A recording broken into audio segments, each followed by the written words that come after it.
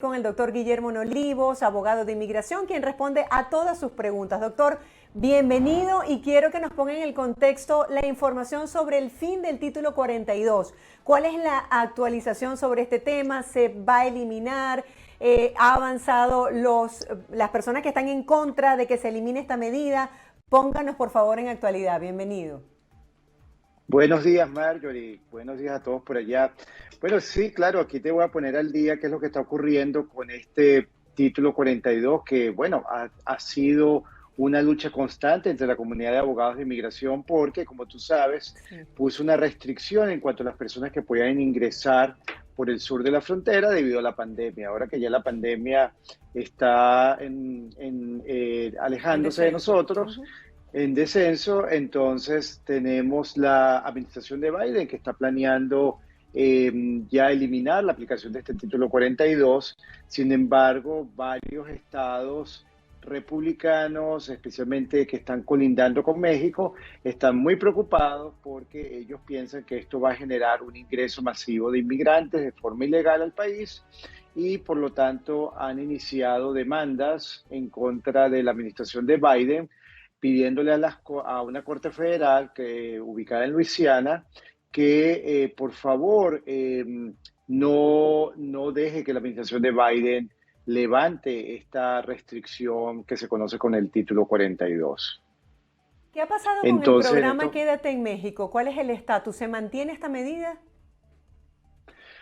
mira, el estatus Quédate en México es un gran misterio porque aparentemente debería estar siendo aplicado, pero en la práctica pareciera que hay una aplicación selectiva de quién va a estar, a quién colocan bajo ese programa y a quién no.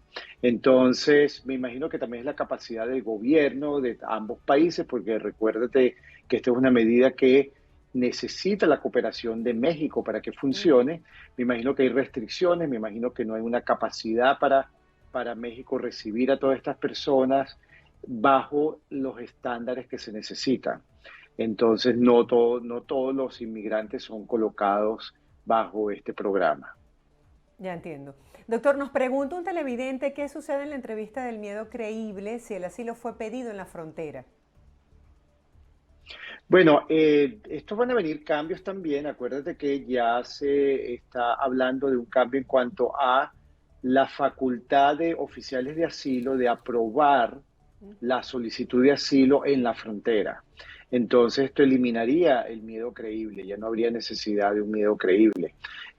Sin embargo, bueno, una persona que todavía le hace un miedo creíble, lo que tiene que demostrar es que existe una razón, un miedo, obviamente, de persecución si es regresado a su país de origen. Para que eso se dé, la persecución o el maltrato tiene que estar conectado con la raza, la nacionalidad, la religión, la opinión política o la membresía de un grupo social determinado de la persona.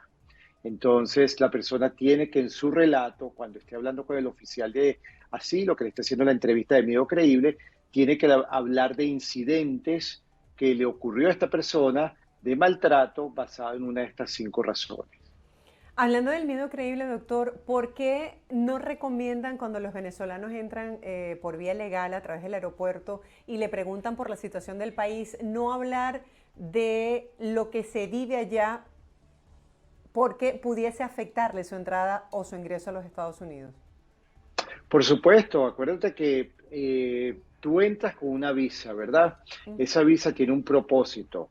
Si tú llegas con una visa de turista, el propósito es que tú vienes a visitar, no vienes a pedir asilo, no vienes a quedarte permanentemente. Cuando una persona viene y manifiesta, no, yo vengo huyendo de mi país, no puedo vivir allá, he sufrido maltratos, quiere decir que la persona no quiere regresar a su país de origen. Por lo tanto, una visa de turista es lo opuesto a las intenciones de esta persona. Entonces, por eso es que a este individuo lo llevan a una segunda inspección, luego lo detienen porque no le pueden dar la entrada como turista. Claro, porque ya estaría mostrando que tuviese intenciones de quedarse en el país, ¿correcto? Correcto, eso es correcto. O sea que Entonces, es no muy echa el cuento de la situación de Venezuela, sencillamente usted dice que viene de turista. Correcto. Usted no, eso no va a influenciar luego en la decisión del asilo, porque usted no manifestó miedo al entrar, no es requerido. Es importante que las personas sepan eso, no es requerido que usted lo diga cuando esté entrando. Ahora, si usted ve que está teniendo problemas porque el oficial tiene dudas en cuanto al motivo de su entrada como turista y usted tiene un miedo fundado de regresar a su país de origen, por persecución, entonces en ese momento sí debe de decir, bueno, mire, lo que pasa es que yo vengo huyendo a mi país, me pasaron sufrí unas situaciones de persecución, de maltratos, y por eso es que vengo a este país buscando refugio. Entonces ya pasa a otra etapa, un poco incómoda porque la persona va a estar detenida, pero es la única manera que va a poder entonces exitosamente entrar al país. Sí, nos dice un televidente que entró por la frontera sur, no va a pedir asilo, no tiene documentos, pero se va a casar. ¿Pudiese lograr un estatus migratorio estable, legal, con este matrimonio? Bueno, mira, es un camino largo, ¿ok? No es un camino sencillo, porque cuando una persona entra por la frontera, las posibilidades de obtener un auxilio migratorio son muy restringidas, ¿ok? Sí se puede casar, pero eventualmente la persona va a tener que pedir un perdón, ¿ok? Lo que se conoce Ujú. como un perdón por haber entrado ilegalmente. Y luego, con ese perdón, es que va a poder acudir al consulado de su nacionalidad o donde vivía para que le emitan una residencia permanente. Entonces, basado en el matrimonio con un ciudadano americano. Esa va a ser la única manera que va a poder solventar por esa vía sus papeles, su Doctor, ¿cómo han situación migratoria. estado las solicitudes de asilo en estas últimas semanas? ¿Cómo está la renovación de los permisos de trabajo, el llamado para hacer la entrevista? ¿Cómo va evolucionando eso? Bueno, mira, yo todavía observo que la oficina de asilo o lo que son las oficinas de asilo en general están muy lentas en el procesamiento de casos, ¿ok? No solamente en llamar para entrevistas, sino emisión de recibos de aplicaciones de asilo. Tenemos casos donde ya llevamos 2 meses y medio, 3 meses sin obtener todavía un recibo por parte del gobierno. También los casos que sí se están moviendo más rápido son los casos que están ya en procedimientos de remoción ante la Corte. Los TPS, aprobaciones de TPS, otra vez están siendo revisados y aprobados, bueno, rápidamente, ¿ok? Y en cuanto a los permisos de trabajo, ya están saliendo aprobaciones. Recuerda que esta administración está planeando implementar nuevos tiempos de aprobación a partir del mes que viene, de 3 meses para los permisos de trabajo, 4 o 6 meses para las residencias permanentes, entonces, e inclusive posibilidad de habilitar ciertos procesos, ¿okay? Ciertas Ujú. solicitudes. Claro, esto requiere pagar más dinero y bueno, a Claro, nadie le para gusta tener un pagar más servicio dinero. Sí, express. express. Pero bueno, es la manera como este país maneja los habilitados, que bueno, si los latinos sabemos muy bien cómo son estos habilitados. Así es, doctor. Entonces, Una duda que yo siempre he tenido, me imagino que usted tiene encima la presión de sus clientes cuando se retrasan en dar respuesta ante un proceso. Cuando el correcto. tiempo se extiende más allá de lo habitual, ¿de qué manera usted puede comunicarse con las autoridades para saber qué pasó con ese caso? Bueno, mira, inmigración es como las oficinas de inmigración es un gran elefante blanco, ¿no? Ellos tienen ciertos medios por donde todas las personas se pueden comunicar, ciertas vías para poner quejas, ¿ok? Nosotros, el medio que yo uso, siempre hay un proceso, ¿verdad? Inicialmente uno pone una queja con servicio al cliente. Luego uno eleva esa queja a un nivel superior con un oficial de inmigración y luego uno puede llevarla al ombudsman y también la puede presentar al representante ante el Congreso Federal del distrito donde esta persona vive, para que entonces este representante pueda de alguna manera influenciar o agilizar o averiguar por lo menos qué es lo que está pasando con ese caso. Ya entiendo, para que usted pueda dar una respuesta oportuna y darle seguimiento al caso de cada cliente, pues. de Doctor, cada nos cliente, sí. pregunta un televidente, ¿cómo puedo saber si yo tengo una orden de deportación? Bueno, una manera es pidiendo tu récord migratorio, ¿ok? Llamando a la Corte de Inmigración, si tú hay un número informativo, un número de información de la Corte, si te sabes lo que se conoce como el número de extranjero, el número alien, tú en ese sistema automatizado pones tu número alien y te dice si hay una orden, si estás en la corte, si no estás en la corte. Ya cuando tú pones el número y el sistema no lo reconoce, quiere decir que no has estado en la corte, pero pudo existir o puede existir una orden de deportación expedita que se la emiten en la frontera, en el aeropuerto. Ahí se habría que pedir los récords directamente con la agencia. Doctor, nos pregunta una ciudadana americana, ¿en qué momento puede pedir a sus padres cuál sería el procedimiento y cuánto tiempo tardaría? Bueno, mira, si la ciudadana americana es mayor de 21 años, ya puede iniciar el proceso. El proceso dependerá, la duración dependerá de dónde se encuentran sus padres, si están dentro de Estados Unidos, si están en su país de origen, donde ellos viven. Entonces, si están dentro de Estados Unidos, el proceso puede ser de 4 a 12 meses. Yo he realizado muchos de estos procesos y sorprendentemente, bueno, no sorprendentemente porque es inmigración, hay procesos que en 4 meses están resueltos, hay procesos que un año y tanto, y entonces que uno tiene la respuesta.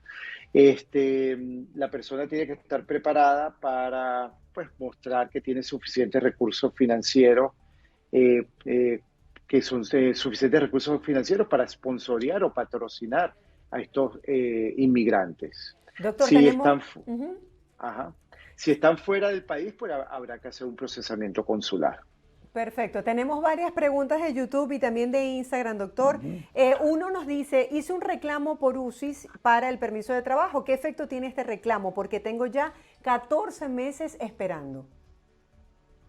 Bueno, el efecto del reclamo es que ellos van a investigar el retraso. Acuérdense que de todas maneras hay un retraso muy grande en inmigración. Poco a poco ellos han ido tratando de aliviar estas demoras, pero no son suficientes los remedios que ellos están poniendo. Este, si no te responden o la respuesta no es la que tú esperabas, entonces te recomiendo que eleves la queja al Ombudsman para que entonces esta segunda instancia te pueda ayudar. Perfecto, tenemos otro usuario de YouTube, dice así, excelente programa, muchas gracias. Me caso ahora en mayo, mi hijo tiene 14 años. ¿Tendrá los beneficios de la residencia y en qué tiempo sale la residencia? Muchas gracias. Todo el mundo está con los tiempos, ¿no? ¿Cuándo me sale Sí. la residencia? ¿Cuándo me sale la residencia? Ah, Sí, claro que es tu que ese es hijo el principal está. estrés, doctor. Sí, no, yo entiendo, claro. Es que después de la pandemia esto ha quedado pues de patas para arriba. Eh, si te cae, cuando ocurre el matrimonio pues, entre extranjero y ciudadano americano, todo hijo menor de 18 años pasa a ser familiar inmediato del ciudadano americano. Por lo tanto, casándose y el hijo teniendo menos de 18 años, queda amparado y tu esposo americano va a tener que introducir una petición para que él también pueda obtener su residencia permanente. El tiempo de procesamiento, mira, dependerá mucho de la jurisdicción donde vivas. Si estás aquí en Nueva York, en esta zona, son bastantes meses, estamos hablando de 8, 12 meses de espera. Si estás en una jurisdicción quizás en el centro del país, puede bajar a 6 meses el tiempo de espera. Doctor, es que en este país hay una teoría, una creencia cada vez más arraigada, que es que este país se construye con el apoyo de dos y no de uno, porque se hace más fácil también asumir los gastos y además la compañía, que definitivamente cuando uno es inmigrante eso ayuda muchísimo. Claro, por supuesto, y no hay Nos nada siguen mejor que preguntando uno. por los casos de matrimonio. Una usuaria de Ajá. Instagram dice así, buenos días, soy venezolana, estoy en Venezuela. ¿Cuál sería el proceso para solicitar una visa de matrimonio? ¿Es muy costoso? ¿Demora mucho? Bueno, para conseguir una visa de matrimonio, primero tienes que estar casada con un ciudadano americano, y el ciudadano americano es el que tiene que iniciar el proceso. Entonces, el costo, bueno, el gobierno le cobra la petición al ciudadano americano, vale 535 y tiene que demostrar en esa petición que ya están casados, ¿ok? Acta de matrimonio, etcétera. Luego que esa petición está aprobada, el caso pasa al procesamiento consular para que entonces el cónyuge extranjero le den su visa de esposo de ciudadano americano y pueda ingresar al país y continuar con su ajuste de estatus aquí dentro del país. Doctor, continuamos con las preguntas. Esta es de Instagram. Nos dice así: cuando se adquiere la naturalización mexicana, ¿se le informa al país de origen cuando la otorguen? La naturalización mexicana, bueno, la verdad es que no conozco las leyes de México, ¿verdad? No veo por qué un país le tiene que informar al otro que un ciudadano de ese otro país se acaba de hacer natural. O sea, yo pienso que eso es una información privada que tienen que mantener los países, no tienen por qué estarla divulgando. Entiendo. Doctor, otro televidente Ujú. nos dice esto: ya cumplí el tiempo de la ley castigo. ¿Qué debo hacer para volver a solicitar la visa? ¿Por qué se pueden Bueno, establecer castigos, doctor? el castigo ocurre cuando te deportaron, ¿ok? Ah, ok. Entonces te deportaron, pasaron 5 años, pasaron 10 años, entonces ya tú tienes que volver a solicitar tu visa como cualquier mortal nuevamente, en el consulado, para volver a venir a Estados Unidos. Obviamente que te van a pedir documentación de arraigo con el país donde te encuentras para que entonces el consulado considere eso y te la vuelva a dar. Doctor, hay muchos profesionales que son talentosos en su área, que tienen toda una documentación del trabajo que han realizado. Ahora con las redes sociales es como una especie de registro de la parte profesional de uno, como una guía. ¿Cuáles son las Ujú. opciones por las que puede entrar a este país de manera legal y conseguir una visa de talento o de habilidades extraordinarias? Bueno, mira, hay diferentes métodos, ¿verdad? Todos tienen sus estándares, obviamente, pero la clave de esto es que la persona se haya resaltado en el área donde ejercita en el área en el campo laboral donde se desempeña, ¿verdad? Entonces, si estamos hablando de un artista, entonces esa persona tiene que haber recibido premios, tiene que haber recibido reconocimientos, haber presentado sus obras, sus creaciones en sitios que son reconocidos, galerías que son de renombre. Si estamos hablando de científicos, de profesionales, de educadores, atletas, es más o menos el mismo sistema o el mismo principio. Tienen que haberse destacado, haber colaborado en el campo donde ellos se desempeñan, de tal manera que resaltan sobre el común denominador de las otras personas, de los otros profesionales. También hay áreas donde el extranjero puede venir a Estados Unidos bajo algo que se llama el perdón por interés nacional o el National Interest Waiver, que es básicamente decirle al gobierno de los Estados Unidos: mire, yo me desempeño en un área que es de mucho interés para este país, un área donde yo vengo a colaborar para mejorarla, ¿ok? Y por lo tanto estoy solicitando que no se me exija tener una oferta de empleo y que el departamento laboral apruebe esa oferta de empleo.